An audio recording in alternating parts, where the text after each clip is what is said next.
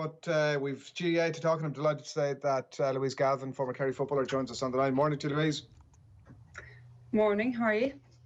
Good, thanks. What a weekend of football we have ahead. Now, having said all that, between the Munster final, the Ulster final and the Leinster final, I'm not sure how tight any of them are going to be. Which one of them are you expecting to be closest? If I had to pick an upset, I think it'll be the Munster final.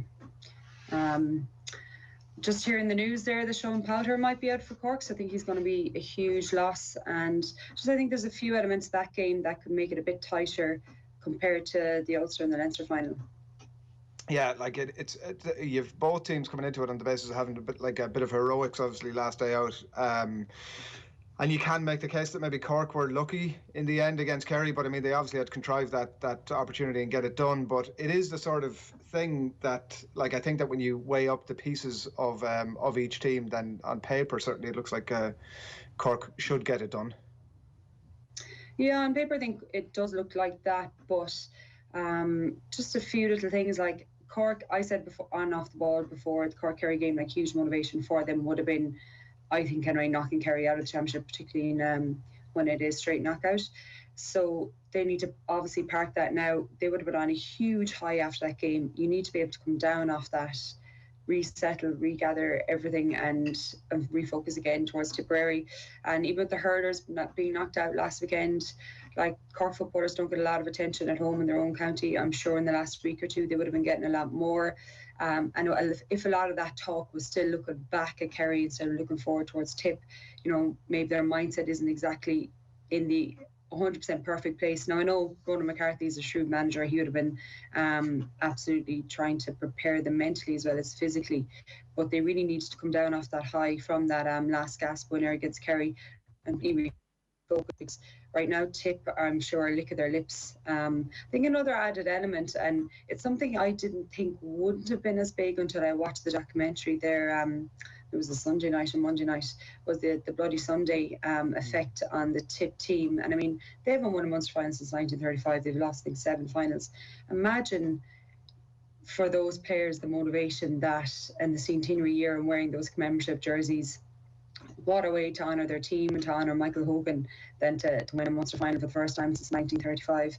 Now, I know it all comes down to all the players on the field playing, but sometimes it's those little nuggets, those little extra pieces of motivation that if Cork aren't fully on the ball, if they aren't as committed, fighting as hard, that Tip, if they stay in the game, well, it could be Tip having a bit of daylight robbery at the end of it all. And look, they know they can get the beating of Cork.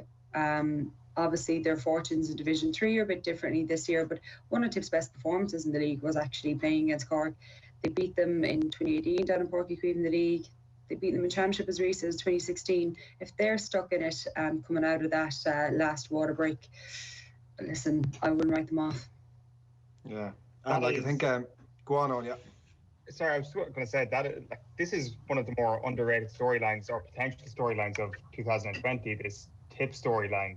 Like, you mentioned it yourself there, they've beaten them in 2016. They're operating or have been operating at a similar level in the National League. Like, very rarely do you have a real opportunity for whatever it is, a drought since 1935 to end in this fashion at the weekend. Like, usually a drought since 1935 takes a hell of a lot of fortune or misfortune for people.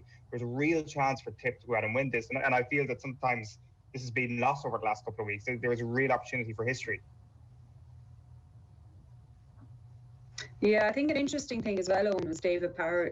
One comment he had is that, you know, Tipcombe, they've, I think we all know they've excellent footballers within their squad, but he says they tend to play at the level of the opposition, which is a very interesting comment for a manager, but that also means he's no fear of them stepping up to that intensity or that level that Cork will be looking to bring at Munster final day. It also means they've just absolutely no fear of playing them. And I just worry a little bit, like before the Cork-Kerry game, I thought the fact that Cork had a few of their 20s in who are used to winning, used to beating Kerry, they have that kind of almost naive confidence, which obviously worked out for them. That's a positive thing. But now on the other side of it, do they have that maturity and that experience to come down off that win and completely almost shelve it, park it, also learn from their mistakes? Because look, that wasn't a brilliant performance. It was absolutely incredibly dogged. They showed incredible fight spirit and no little skill as well to rescue it in normal time and obviously in extra time. But it wasn't a brilliant performance. So are they looking back on the mistakes to actually go out and put in a big performance? And I mean, they should be looking to win and put up a really good performance against Tip and actually push on and maybe win by 6 or 8 points, because maybe on paper they believe they're that much of a better team, but they can easily be dragged into a dogfight here if they're not mentally 100% in the right place and if Tip have that extra little bit of motivation. Yeah, and they're both on the right side of the draw, obviously, as well. Tipperary, up to this point, Offaly, Leitrim, Clare, Limerick, all account for, and like none of them are teams that you're going to be having in relation to a conversation about even an All-Ireland semi-final, really. But obviously a lot of momentum with them, and the manager knows how to deal with derailing bigger opponents as well. And like you said, obviously, in relation to the commemorative jersey and the day that's in it, like there are a lot of little factors here that actually suddenly, when you start to look a bit deeper into it, might suggest that that kind of upset could be on the card. So we'll see how that goes. Are you ultimately, when you say that that's the one you think there might be an upset in, are you thinking that will happen? I don't think so. I think, listen, if Cork, after beating Kerry, go out and lose to Tip, they'll be absolutely kicking themselves. I think Ronan McCarthy is a very shrewd manager, and enough of their players are there long enough, the likes of Ian Maguire, to, see the pitfalls and basically hopefully not let this happen from their point of view.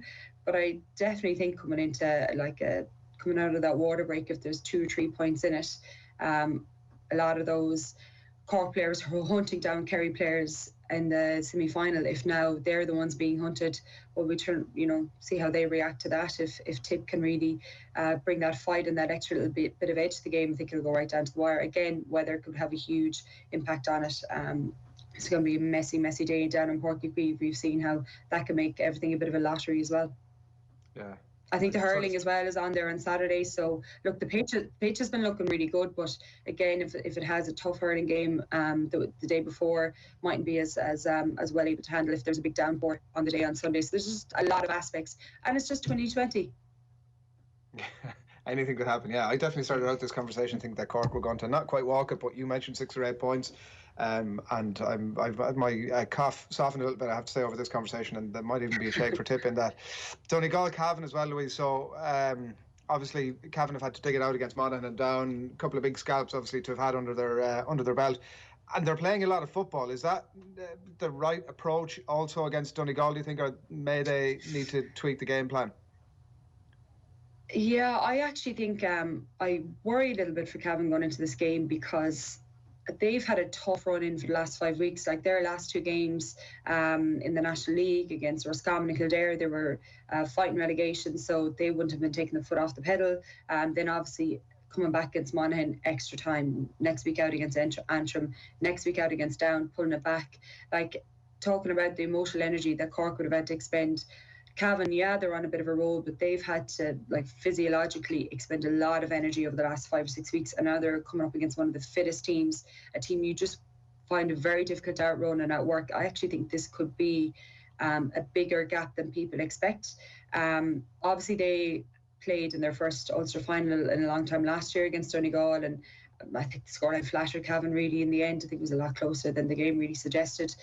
So they'll have that extra bit of added experience, a bonus. And I know Mickey Graham said that even the fact that there isn't flags up all over the place, there isn't a big hype because, again, due to COVID, everything is much quieter and dampened down, that he thinks that'll help his squad. But I think against Down the last day, they're a bit of heavy legs there, and you don't want to go into an Ulster final against Donegal, who are just seem to be singing all off the same hymn sheet, carrying heavy legs, knowing you've had 5 tough enough games back to back in the previous 5 weeks. So I actually think I worry for Cavan a little bit here. They certainly can't let Donegal get the run on them that they let Monaghan and Down, because they're gonna take the foot off the pedal. They're not going to let them back into it.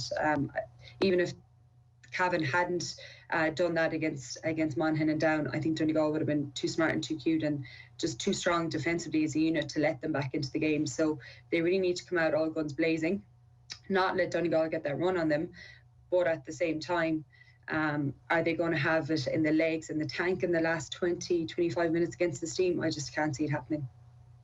How do you wrestle control away from Donegal in these games, Louise? Because they seem to have everything, and it starts from an unbelievable goalkeeper who's got a ridiculous boot, and whether he's into the Gael or with the Gael at his back, he is dangerous from those positions. It is akin to coming up against an Ulster version of Stephen Cluxton here. Is there a way around this if you have a player group like Cavan, which don't have the star talent that Donegal do? Yeah, and I mean, you mentioned Sean Patton, obviously. Of course, Raymond Galligan had his own heroics against Monaghan as well, in goals for them. But look, they look so strong, and they look to be able to play dirty, play clean. Like we see against Tyrone and Ballybuffet in a horrible, dirty day. They ground out that win, and they've the likes of Oisin Gallen coming off the bench, kicking superb scores. Then, you know, whether a bit better against Armagh, they can just play a super brand of football. They're just so fluid at attacking forward from the back, and they've such a strong defensive unit. It's going to be quite difficult, Owen. I think Cavan last year in the Ulster final, they more or less sat back a little bit and tried to keep it. I think they wanted like a 10 points to 8 kind of a scoreline at the end of the game. They can't do that this year. So listen, I think with 2020, any manager, especially who's coming up against any sort of underdog situation, just go and attack, just go and play. The same for Meath against Dublin. I don't think you can just hope that you can eke out a tight battle at 10 points to 8. So whether, you know, Raymond Galligan and his backs and his midfield, they have to look at a kind of a short kick-out strategy to try and win ball, but then you're leaving that Donegal defence set up. Look, they have some big men in there in Garrod and McKiernan. Why not put them into maybe the edge of the square and try and bombard early and high and go for goals a la Meath? Because I certainly don't think if they just try and play toe-to-toe with Donegal, I don't think they're going to win. So maybe a little bit of coming out with that same intensity and ferocity that they did in the second half against Down and the second half against Monaghan, and hoping they can get their noses ahead. And then that sheer, I suppose, adrenaline keeps them in it in the second half when they're probably going to be hanging out of their last legs again. And just hope that Donegal have one of those days that things aren't going too well for them and they're actually behind coming into that third quarter. So maybe if I was Mickey Graham, putting some big men at the edge of the square, and I know it sounds very kind of Route 1, almost archaic, but look, we're talking about November football. Putting high ball into the square there, we see Mayo doing it, Aidan Shea, mightn't be the worst strategy in the world. And someone like Garrod McKiernan, I think he's a big footballer, but he's a very good, skillful footballer as well. Maybe starting the likes of Conor Madden, who's been very impressive off the bench, to buzz around him as well, to pick off a few scores. And then you don't know what kind of a game you're going to be in, but I think that could be a good strategy for Cavan. I don't know, what do you think, Owen? Yeah, like I think it's also where they got their penalty from last week as well, from just a little, not a hidden hope ball, it was a free kick that went awry, wasn't it? And it was still a high ball on top of the down square. I know it shouldn't have stood because the Cavan players still out of play, but it just showed a little bit of chaos that can come from it. And I mean, if it is that sort of game where it's low scoring, it could be the sort of thing that wins you a game. I'm with you though on the thing that this could be. Ella Markeen. Ella Markeen, well, exactly. This could be a bit of a big win as well for Donegal. I think people possibly forget last year's Ulster final, and it seems that Donegal have got better since then as well, that they are perfectly suited to these conditions almost, that if this is in the middle of the summer, you'd give Cavan a better chance almost. Yeah, exactly. Like, look at them up that Ballybuffet game against Tyrone. They were so impressive. And fair play to Declan Bonner as well, because I mean, we all looked at the start and the league games, and we wanted to see form, and he got his win against Tyrone, and then he sent whatever, a bit of a second team or rested a lot of players that trip down to Tralee, which we now know meant absolutely nothing for Kerry in the end, or didn't help them out. And you know, he had his big guns rested, ready to go against Tyrone, and they've just seemed very almost professional and slick, and that they're ready to play whatever conditions, whatever team comes up against them. That they have a lot of clarity. They still have a lot of skill as well, and a lot of impact off the bench. Like I mentioned, the likes of Oisin Gallen coming on, and even Paddy McBearty. I mean, to think you've that left peg, and you might even be starting him is just shows their strength and depth as well at the moment. Bringing on the depth of new players every year. Like last year, Jamie Brennan was so impressive. This year, Paddy Mogan, super in that semi-final. So I just can't see Cavan toppling them this weekend. But maybe a bit of Route 1 on a dirty day might be the way to do it. Yeah, trying to play that Donegal through that Donegal team might not be the smartest thing. We've had a comment in from Kevin Cronin on YouTube, Louise, saying that he thinks that Meath may be able to pull off a shock, which a shock probably represents a loss by anything less than about 12 or 14 points. Just before we wrap, what do you think of the margin of victory here? I presume is the conversation. Yeah, look, obviously Meath, they're coming into it with a confidence. I'd scored 5-8 of that, 5-9 against Kildare was from play, which is very impressive. But a lot of those goals came. The source was a sloppy turnover from Kildare, and they just won't get that from Dublin. They have a lot of young players, the likes of Jordan Morris. It's great to find new players coming in every year. They had a good enough year. I know they got relegated from Division 1, but Andy McAtee seems to be doing good stuff with them. But again, I think we're looking at probably an 8 to 10 point swing might be a good result for them. It's just impossible to see this Dublin juggernaut slowing down. Talk about absolute consummate professionals. They just don't care who they're playing against.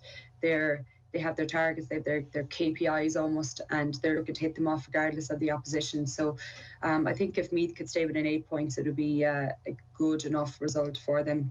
I'm sorry to any Meath fans out there, and I'd be absolutely delighted if they could pull off the shock, but it'll be shock of the century, I'm afraid. Having said that, I don't see Dublin being unbeaten for the next 3, 4, 5 years. Someone's going to do it, and it could be a day where Dublin are off kilter. You have a team coming in high in confidence, which is Meath. So who knows? We'll all do the lotto if they win it. Well, it is, as you said earlier, it is 2020, so who knows? But I think we can all expect Dublin win. Louise, thanks a million.